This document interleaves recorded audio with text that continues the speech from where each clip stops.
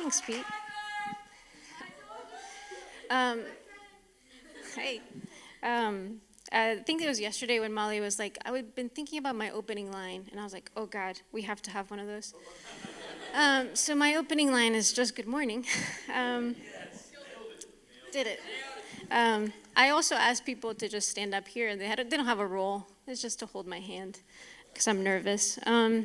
Well, I'm going to share a little bit of a piece of a book I read, and it's from the Chronicles of Narnia. And then I'll go kind of what that meant for me and for my life. I'll share two stories, and then I'll end with this one verse, and that'll be it. So I won't go for super long. The story is from the Chronicles of Narnia. For you guys that haven't read it, it's a story of this group of young people, much like you guys, and they were invited into this adventure. And we're also invited into this adventure. But it was trying to save a princess or trying to save kingdoms. It's like fighting battles, and it was real, and it was hard sometimes.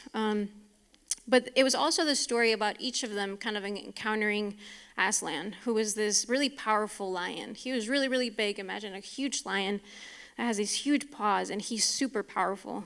Sometimes he would show up and save them in an instant, or he would speak and things would be different. Sometimes he could just breathe and they would get to the right place where they should be going. And so it wasn't just that he helped them get to their adventure. He also helped them in their hearts and what they were feeling. It's kind of like the lion looking for courage or things like that for each of those young people. So the story begins with this guy, and he becomes a dragon. And it's not that we're dragons, but it's a metaphor for what happens in our hearts. So we're talking about being broken. And there are a lot of things that kind of make our hearts kind of a little dragon-like. Things that are hard, like things that we're facing with our families, friendships that were broken, or different things like that. Sometimes it's choices you make.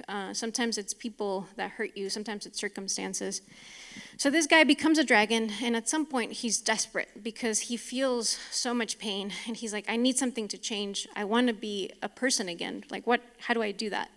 So this lion comes up, and he has to encounter him and deal with him, and then he becomes something. So let me tell you a little bit of what happens. So he says, well, last night I was more miserable than ever, and the beastly arm ring was hurting like anything. So he was in a lot of pain. And he saw a well kind of ahead of him. So he went up to the well, and the water was as clear as anything, and I thought I could get into there and bathe, and it would ease my pain. But the lion told me I must undress first.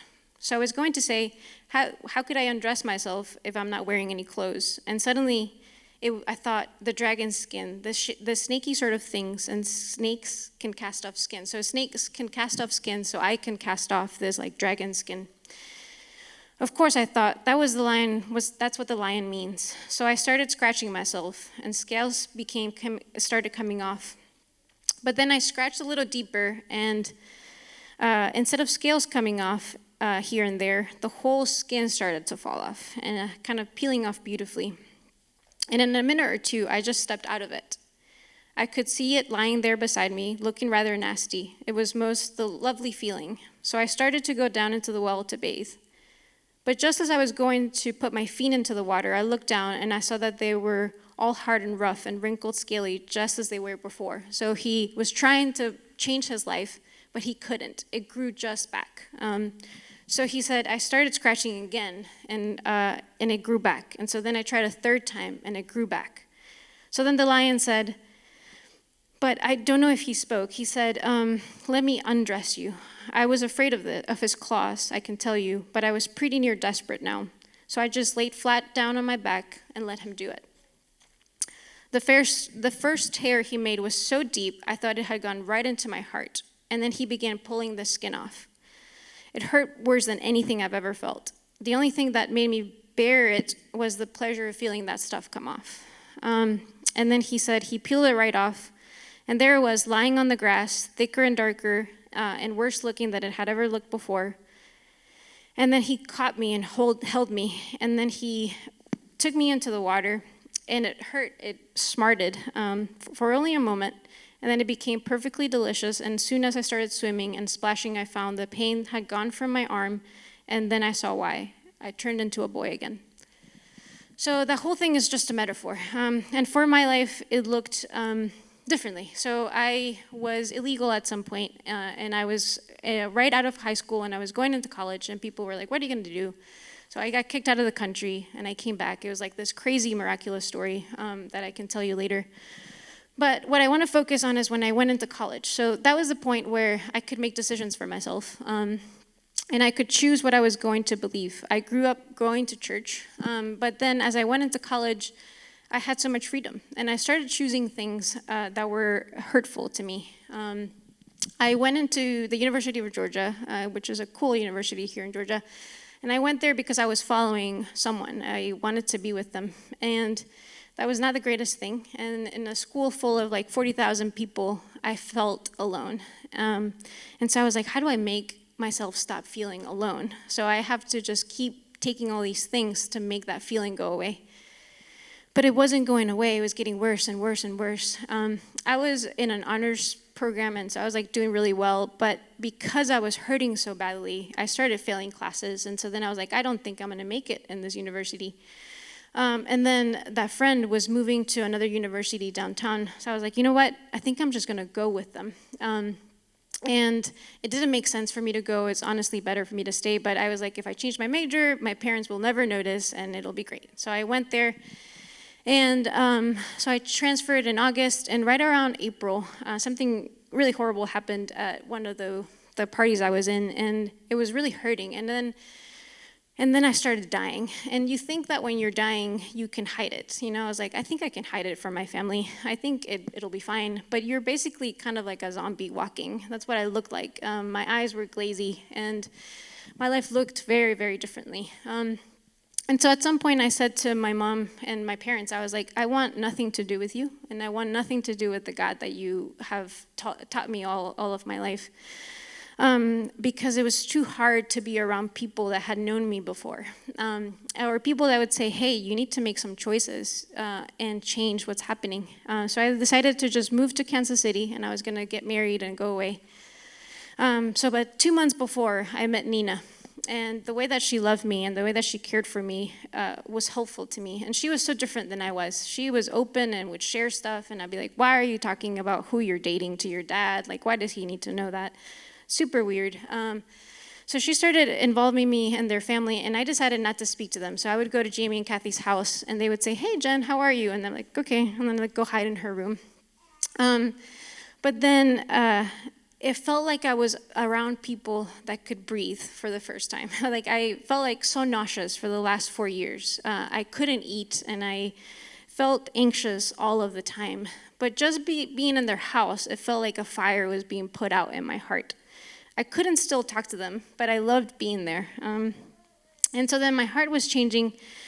So then I kind of told my sister my whole story. I was like, this is actually the life I'm living. I was living this kind of double life where it was kind of beautiful, pretending to be beautiful on the outside, but inside I was dying. And so I said it all to her, and she looked at me and she said, I know, we can all see it. And I was like, oh, wow, this is crazy. And I had tried to get out of it. So I tried multiple times. I was like, some friendships need to end. So I would do it, and then I would start crying. And I was like, okay, I have to keep going back to the things that were hurting me. But I didn't have to go through that process by myself. I went to a home group, kind of like what Pete was saying. We met every Thursday. And one day I was sitting in my office, and I was about to present this big project that I had going on, but I was so anxious. Like the whole day I was shivering, and I was like, what do? I can't stay focused. And so then I texted Nina. I was like, hey, this is happening. It feels like something is going on with me. Would you get a drink with me before we go to the home group? And she took me to Sonic to get shakes, which is not the drink I thought we were going to have. And she said, hey, you need to tell people what's happening. So I was like, okay, at this point, I'm desperate. Make the pain in my leg go away. So I walked in, and I just started crying. Like, I don't even know if I said much. And then Wade came up, and he prayed. And he said, there was this one line that has, like, it pierced right through everything that was happening in my life. And he said, the Lord is saying, I'm calling you back my name. You're mine. And I just wept. Like, it was the first time I felt freedom in 5 years. And That's a verse in Isaiah 43:1. You don't have to go there, but you can write it, Isaiah 43:1. And he prayed for me, and that day I said, I need to make some decisions. So that day, Nina dropped me off at my house, and I picked up the phone, and I ended this relationship that had been going on for a long time. And that was kind of the beginning of my life changing, but it was a process. It wasn't immediate. A few years later, I was in this church, and I could not stay in here. Like, every time we came to church, I felt so uncomfortable, and I couldn't breathe, and I was like, oh my gosh, what is happening? So I texted Jamie, he's like, this is happening. So he said, you have to tell Kathy and Christine and Anna to pray for you. So I didn't run away from church that day. I stuck around, and we went to that back corner, and they prayed for me. And I said, I have to tell you some stuff I don't want to say, really, but I have to say it so it doesn't keep hurting me.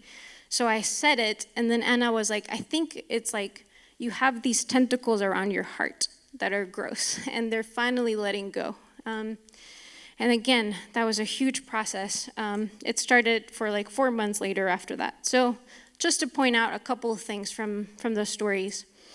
It required for me to be in a team, and a team of people that really loved me and really knew me. But better than that, they knew Aslan, they knew Jesus, and they could pray for me. So for you guys, that team is your youth group. When you go back home, this isn't just a camp that happens now. It'll be the beginning of a process for you. So when you go back, that's who you can count on. But when you're here in camp, we're your team. We can pray. So it's your team that really loves you. It's you asking for something to change. I had to change. I had to ask. Like, I want something to change in my life. And I had to be honest. And then they had to pray. And prayer is weird because you would think, why does closing my eyes and saying things, why is that powerful? It's because there's a really big lion that's listening to you. And he can fight for you, and he can change things. So let me look at my notes. Just give me a second. Okay, great. So what I would say is go for it.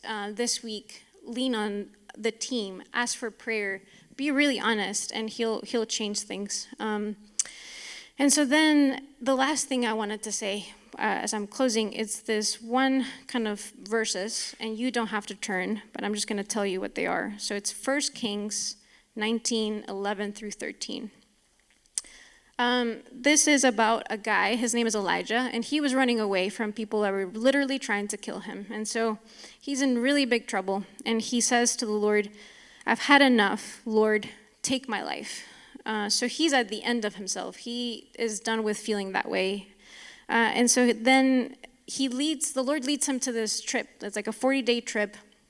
And then at one point he says to him, go out and stand on the mountain in the presence of the Lord. And then a great and powerful wind tore through the mountain, broke the rocks, but the Lord was not in the wind. After the wind, there was an earthquake, but the Lord was not in the earthquake. After the earthquake came a fire, but the Lord was not in the fire. And after the fire came a gentle whisper. When Elijah heard it, he pulled his cloak over his face and went out and stood in the mouth of the cave. So basically, there will be something that the Lord speaks to each of you this week that will pierce through where you are and will change everything. It will be that gentle whisper, and it won't be this like loud thing that breaks this building. It won't be thunder. It won't be someone shaking you, but it'll be something that really hurts, pierces through your heart and will change everything. So look for that voice, and then you'll remember it for the rest of your life. So that's it. Yeah.